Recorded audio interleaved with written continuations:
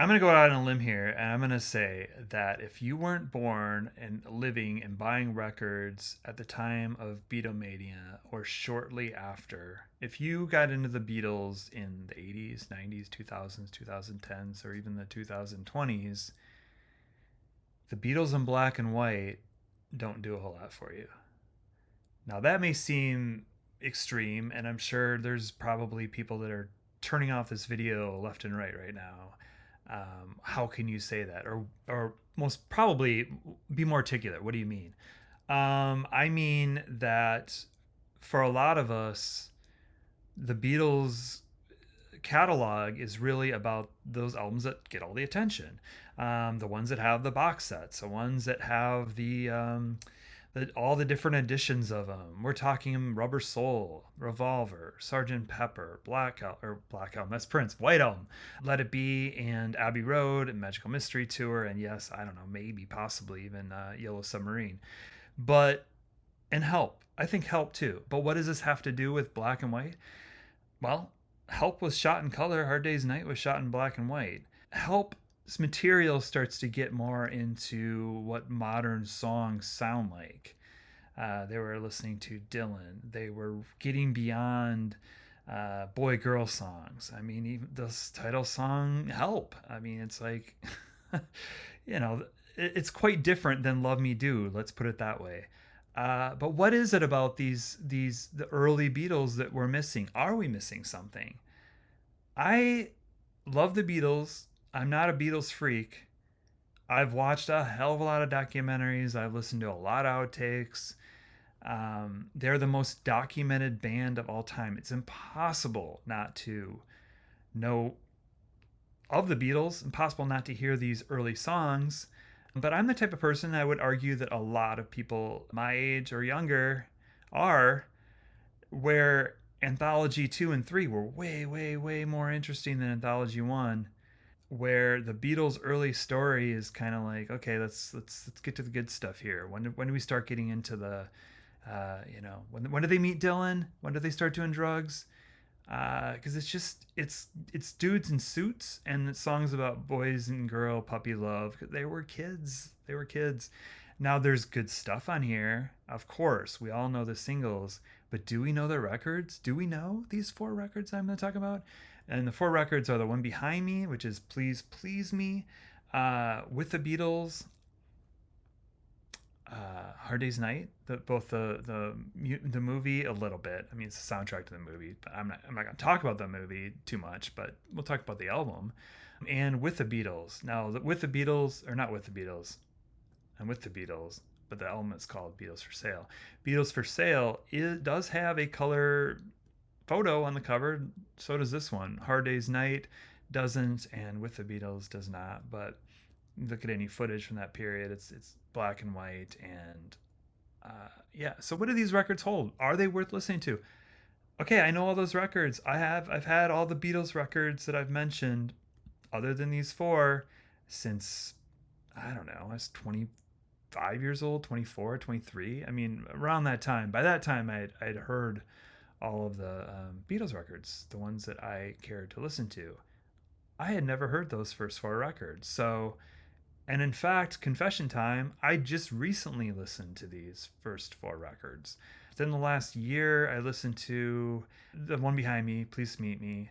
Beatles for Sale I listened to for a while. Hard Day's Night, I don't know if I'd ever played it all the way through. And with the Beatles, I know I hadn't until maybe 6 or 7 months ago. I got on a kick where I wanted to really listen to the Beatles, Please Please Me, and I really wanted to listen to With the Beatles, and I had intentions of doing a video at that time. I did do a video not that long ago where I talked about the Rolling Stones' first record, the Kinks' first record, and the Who's first record, and how nobody ever talks about these records as being their favorites. And you could lump in this one too, although I think some people will, just because it was such a monumental shift in music and it got so much attention. But all these bands, they just got better and better and better. These were just the building blocks for them. But what does it mean when you go back and you listen to these records? Are there hidden gems in there? Are there things that I'm like, my God, how come I ignored this? So that's what I'm going to answer. It's going to be two parts. This is the first part. So let's get to talking about Please Please Me. Please Please Me came out in 1963. This is the Beatles' first record. Came out in the UK, did not come out in the US as seen until much, much later. And it was essentially the Beatles' live show. They had been playing a lot at the Cavern Club in Liverpool, and when they got assigned George Martin as their producer, George Martin's first thought was, let's go record this band as they are live because they're a really good live band. Let's go to where they're comfortable. Let's go there and let's try to record a record. He saw them perform there and wasn't impressed with the acoustics, didn't think it could be done, so he decided to book a studio session. They booked one day. They did 3 different sessions within that day: a morning, an afternoon, and an evening. The whole time, John Lennon's voice was not great because he had a really bad cold. So he's like, I don't know, drinking tea, trying to like save his voice for certain songs and do the best he can. They recorded, yeah, this whole record in one day, and he saved the song that he knew he would be shredding his voice on until the very, very last song, and that was Twist and Shout at the end of the day. Not only did they listen to this, or they recorded this whole record in one day, then they played it back at the end of the day, and apparently all of them were really happy that they captured what they sounded like on record. They were very nervous about it. But what's on this record? What do we know about this record? If you don't haven't listened to this record, what would you know about it if you turned it over and looked at the back of it? Well, you would see that it's got some of their major hits like Please Please Me, but also has I Saw Her Standing There and has Let Me Do. So we know those songs. We know I Saw Her Standing There. We know Twist and Shout. We know Love Me Do. And we know Please Please Me. I love Please Please Me. I love the energy of it. It just reminds me of this album cover. It reminds me of what Beatles Mania must have been like. Let Me Do, I like for the simplicity of it. Twist and Shout, great live number. I Saw Her Standing There. I don't know. That just seems juvenile and kind of uninteresting to me. As does a lot of the record. Misery, I don't really care for. It sounds okay. What are the songs I would go back to on this? Anna, go to him. I really like. It's a cover. John Lennon sings it, but I just really, really like that song quite a bit. Like, it just sounds right to me, and it's not one that's overplayed. Chains doesn't do much for me. Boys, I found humorous that in 1963 it probably didn't even occur to anyone that Ringo Starr singing these songs talk about boys. Don't you know I need boys? What a bundle of joy boys are. Now would probably get a lot of attention, a lot of positive attention, but I don't think it would be lost on anybody like what the song is about. But I think it was clearly lost on audiences and probably even lost on the band, that they were, I don't know, singing about crushing on another boy. But hey, whatever, you're the Beatles, you can get away with that stuff. A lot of the songwriting just seems like it's really in its infancy. A lot of these songs kind of, they don't really stand out. Like Ask Me Why. P.S. I Love You seems like, kind of a decent song. Let Me Do, of course. Baby It's You is a cover. I don't think it really does much. Do You Want to Know a Secret is cool. That's like a George Harrison vocal. A Taste of Honey, I don't find all that interesting. I don't find There's a Place all that interesting. And of course, then it closes with Twist and Shout. I mean, it's only 32 minutes long. It just gets in and gets out. It has that energy of being recorded in one day, and it's their first record. So it's a curiosity. It's something to check out for sure. But am I going to come back to it? Honestly, probably not. I mean, I'm sure it'll get played a few more times in my lifetime, of course, and I'll get on a Beatles kick and I'll probably rank all the Beatles albums at some point. And maybe, just maybe, it'll speak to me in a different way at some point. But right now, if I'm going to listen to the Beatles, I'm not reaching for Please Please Me. So, what about the second record? Now, in the US, it's different too, because you don't have these records. You don't have Please Please Me. You don't have the second record, which is called With the Beatles.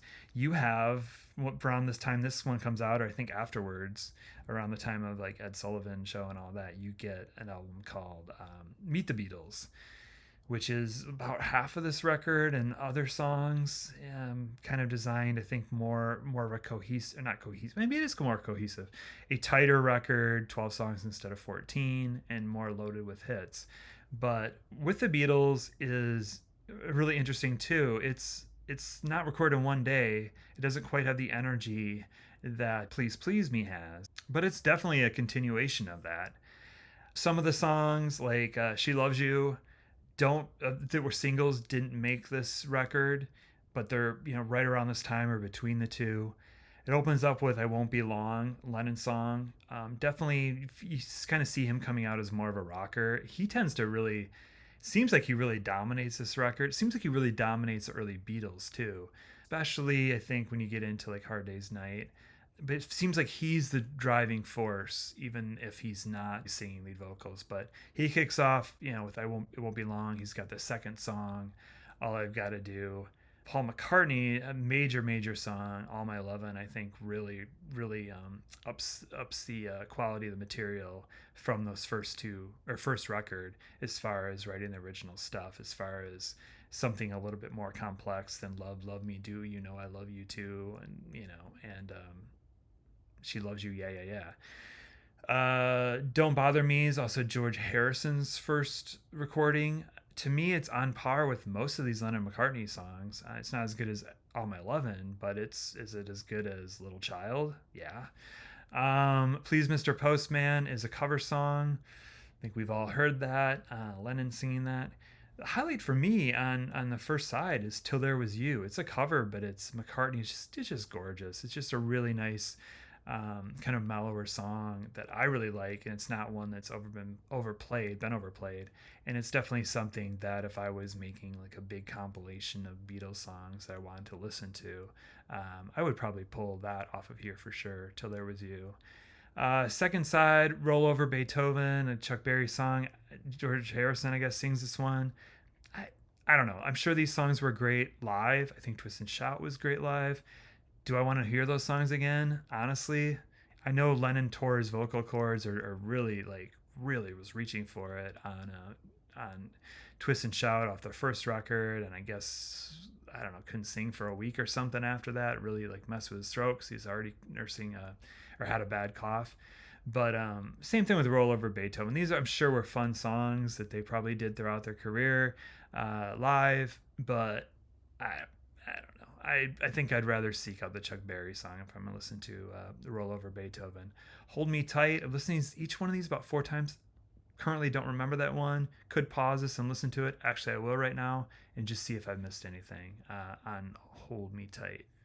Yeah, I don't know. That's not going on the compilation of Best Of or something that I'm going to seek out again. Hold Me Tight. Tell Me I'm the Only One. Hold Me Tight Tonight. Insecure, I don't know. I Don't Want My Baby Running Off with another man, which you get a lot of on these early Beatles records, and they kind of have a little bit of a creepy edge to them with some of the Lennon songs. Not so much this one. I think this is more McCartney anyway. You Really Got a Hold on Me, Smokey Robinson song, sounds okay. I Want to Be Your Man, that's a song that the Rolling Stones later covered. Okay, good. I guess it's like their version of like, I don't know, trying to do a Chuck Berry song. Devil in Her Heart's kind of interesting. George Harrison singing it. Not a Second Time. I'm going to pause for a second time and just go listen to a little bit of it because I don't remember that one either. You Know You Made Me Cry, so no use in wondering why.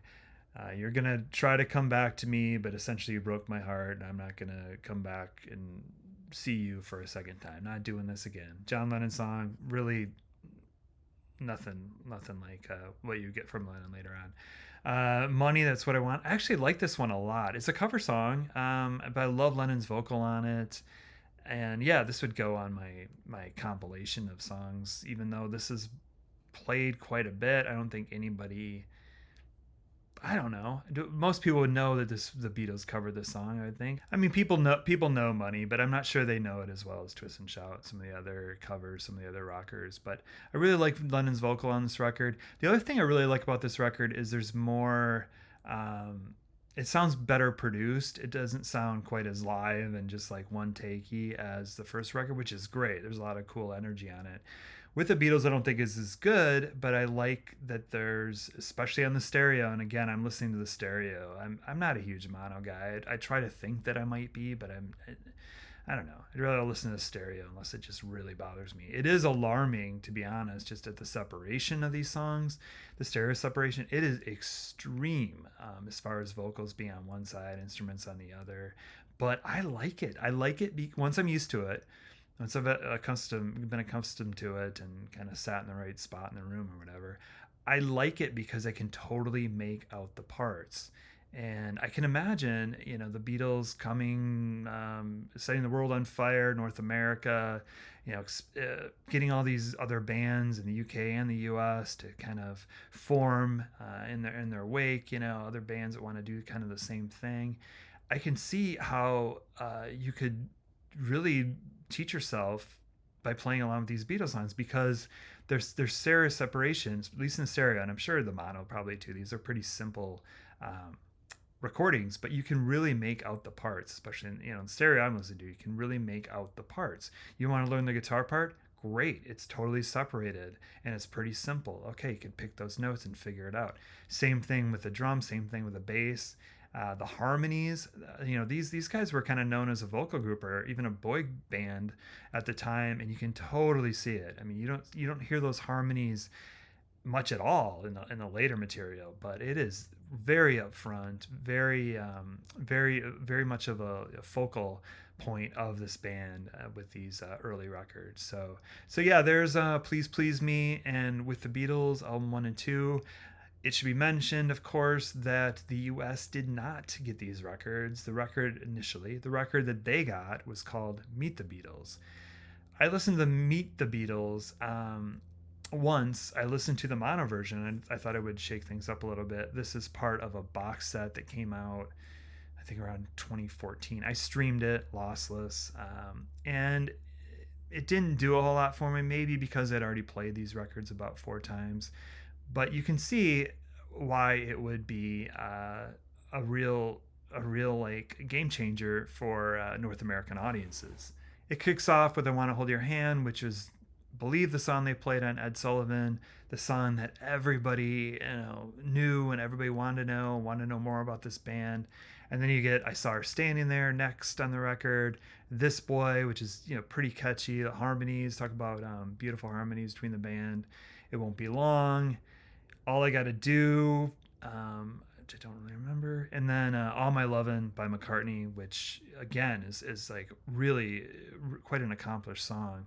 "Don't Bother Me," that George Harrison song. "Little Child," "Till There Was You," that awesome cover song that I like that McCartney did, and then we get "Hold Me Tight," "I Want to Be Your Man," and "Not a Second Time," which we just talked about. So what is it, 12 songs compared to 14, which is the usual thing to do in the US. It seems so strange now that such different albums came out in different countries. But it was not a connected world, and it would take until, I believe, Rubber Soul, or no, maybe it was probably God, what was the first one? Sergeant Pepper? I kept thinking it was Revolver, but then Revolver, I think, has different songs. I don't think Dr. Roberts on the US version.